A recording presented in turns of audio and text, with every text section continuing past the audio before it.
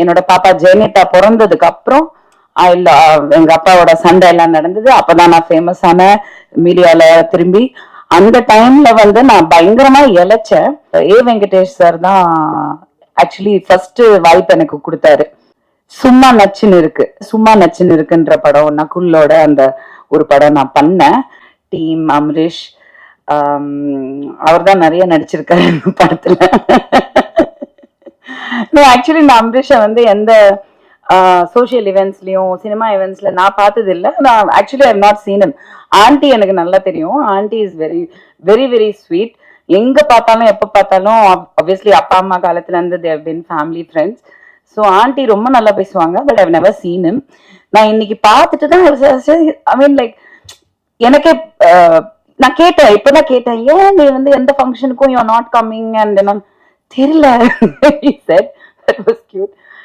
Anyway, lovely music and I think all the songs are very big hits. So congratulations to that. இந்த படம் பொறுத்த வரைக்கும் சாரோட நான் ஏ வெங்கடேஷ் சாரோட நிறைய பேருக்கு தெரியாத விஷயம், நான் ஃபர்ஸ்ட் ஒரு கம்பேக் பண்ணோம் நடிக்க வரணும்னு சொல்லிட்டு இப்போ நான் ரீசெண்டா பிக் பாஸ்க்கு வந்து அதுக்கப்புறம் வர்றது மட்டும்தான் எல்லாருக்கும் தெரியும். ஆனா ஆக்சுவலி ஒரு 10 வருஷத்துக்கு முன்னாடி நான் ஃபர்ஸ்ட் வந்து என்னோட பாப்பா ஜெயனிதா பிறந்ததுக்கு அப்புறம் எங்க அப்பாவோட சண்டை எல்லாம் நடந்தது. அப்பதான் நான் ஃபேமஸ் ஆன மீடியால திரும்பி. அந்த டைம்ல வந்து நான் பயங்கரமா இழைச்சேன். And I wanted to come back in films. I thought why not அப்படின்னு சொல்லிட்டு ஒரு ஐடியா இருந்தது. அப்போ வந்து ஏ வெங்கடேஷ் சார் தான் ஆக்சுவலி ஃபர்ஸ்ட் வாய்ப்பு எனக்கு கொடுத்தாரு.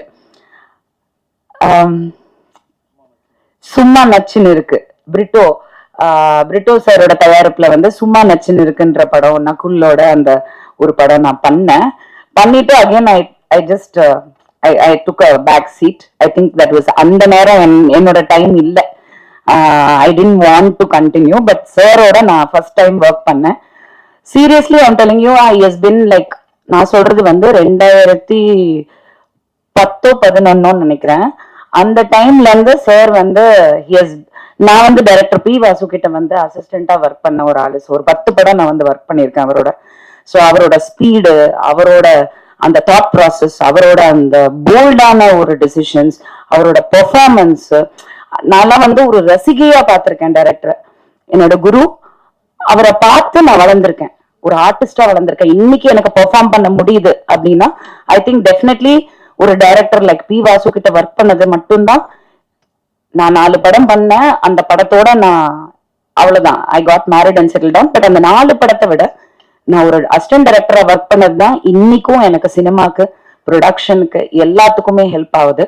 அந்த விதத்துல அந்த வரிசையில பார்க்கும்போது KS ரவிக்குமார் சார், யூனோ சில டைரக்டர்ஸ் வந்து ஒரு ஹீரோவை விட ஒரு ஜாஸ்தி ஒரு பர்சனா, ஒரு அவங்கக்குள்ள ஒரு தேஜஸ், அவங்கக்குள்ள ஒரு ஸ்பீடு, ஒரு நம்ம ரசிப்போம், ஒரு ஆர்டிஸ்டா ரசிப்போம் இந்த டைரக்டரை.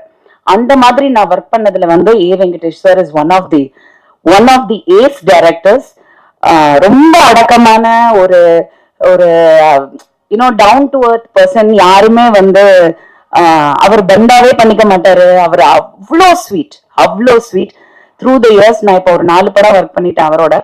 அண்ட் அவர் இந்த படத்துக்கு கூப்பிட்டப்போ ஒரு 2 days ஆக்சுவலி என்ன ஆச்சுன்னா, இங்க இருக்க தேன்மொழி என்னோட ஆக்ட்ரஸ், அவங்க மூலியமா தான் இந்த மாதிரி ஒரு படம் எடுக்கிறாங்க. சார் வந்து என்ன கேட்டாரு, ஒரு 2-3 days தான் ஒர்க்கு, பட் ஒரு நல்ல ரோல் அப்படின்னு சொன்னாங்க. அப்புறம் எனக்கு காலே வரல. சம்திங் ஹேப்பன், யாரோ நடுவுல வந்து விளையாடிட்டாங்க ஆஸ் யூஷுவல். எனக்கு கால் வரல. எனக்கு வந்து சார் படம்னு நான் யாருக்கும் அந்த மாதிரி கால் பண்ண மாட்டேன். சார் படம்னு நான் வந்துட்டு நம்பர் வாங்கி ஸ்பெசிபிக்கா சாருக்கு கால் பண்ணேன்.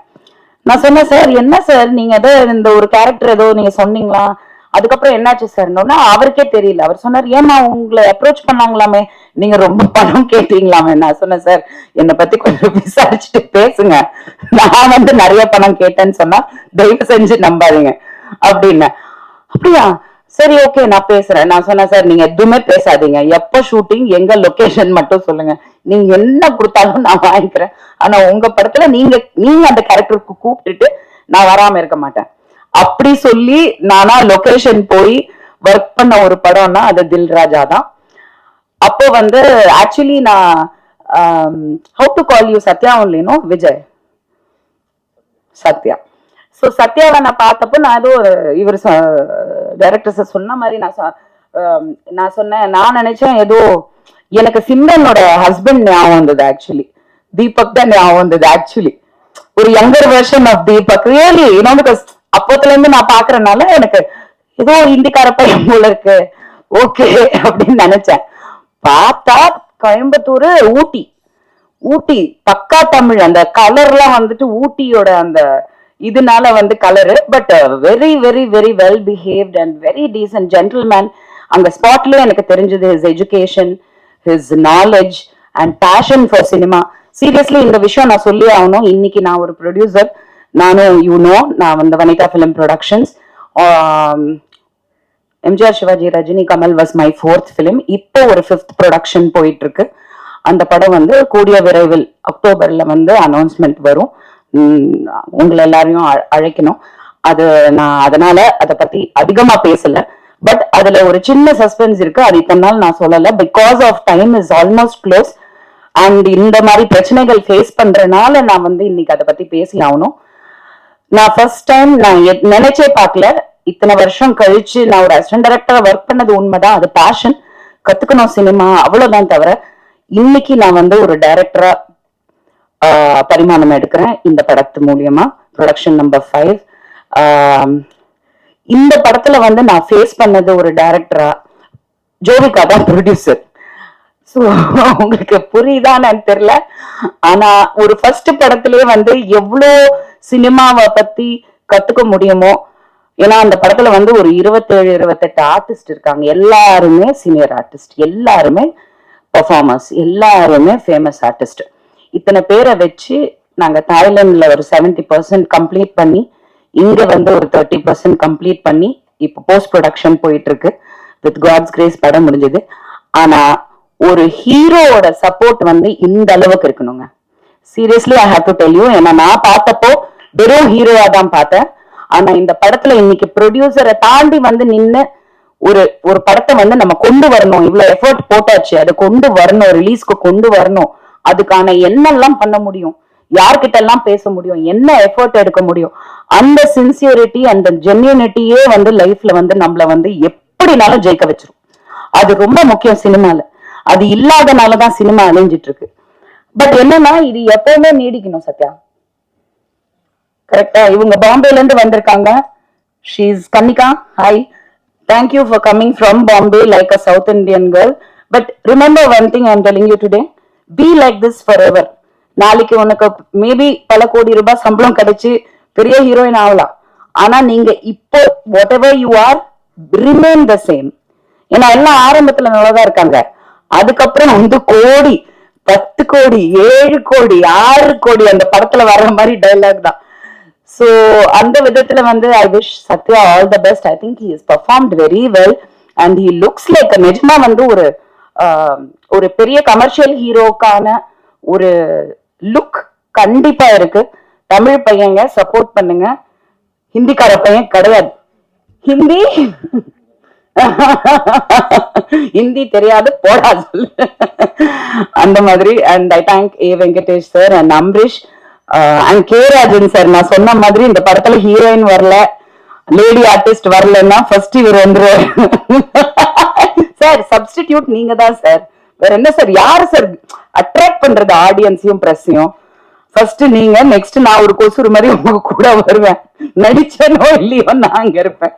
சோ அந்த விதத்துல நான் எப்பவுமே சொல்லுவேன், ஆடியோ ரிலீஸ் மேட்ஸ் நாங்க எல்லாமே எப்பவுமே ஆடியோ ரிலீஸ்ல மட்டும்தான் சந்திப்போம். இது ஒரு கியூட்டான ஒரு ஸ்டோரியா இருக்கு. ஆக்சுவலி ஒரு நல்ல line.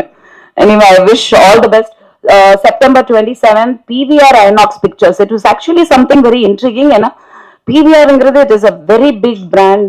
Inox, in fact I think most of the theaters today is PVR Inox. எல்லாத்துலயுமே அவங்க வந்து they have taken over. So அவ்வளோ பெரிய பிராண்ட் வந்து இந்த படத்தை ரிலீஸ் பண்ணதுன்னா, நான் படம் பார்க்கல பட் டப்பிங் பண்ணேன். So I seen the gist of the film and நாங்க ஒர்க் பண்ணும் போது கிளைமேக்ஸ்ல நடந்தது. ஸோ அப்படி இருக்கும்போது இவ்வளோ பெரிய பிராண்ட் வந்து ஒரு படத்தை ரிலீஸ்க்கு கொண்டு வராங்க அவங்க தியேட்டர்ஸ்லன்னா, கண்டிப்பா அதுல வந்து there is definitely stuff in it. 100% தியேட்டர்ஸ்ல போய் பாப்கார்ன் வாங்கிட்டு படம் பார்ப்போம். And I wish the team all the best. Thank you.